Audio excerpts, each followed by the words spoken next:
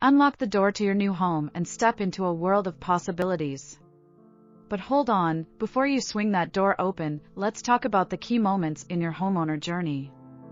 You've just collected the keys to your new home, and now comes the big decision: when should you open that door for the first time? Many believe that the first door opening, commencing renovation, and moving in are all critical moments. But which one holds the most significance? From a Fengshui perspective, commencing renovation and moving in take the spotlight. These moments set the tone for the energy in your home. But what about that eagerly anticipated first door opening? It's natural to want to step inside and start planning renovations. But is there a need for a special date? Choosing an auspicious date can be challenging, especially with limited time.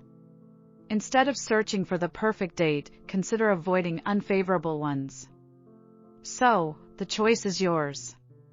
If you have family rituals, honor them. But if you do not have any and want to seek peace of mind, stay tuned for our next video. We'll share a simple yet powerful first door opening ritual passed down by Fengshui grandmasters. Ready to unlock your home's potential? Comment Reno below to receive exclusive Fengshui tips on avoiding the top 5 renovation mistakes. Your dream home awaits.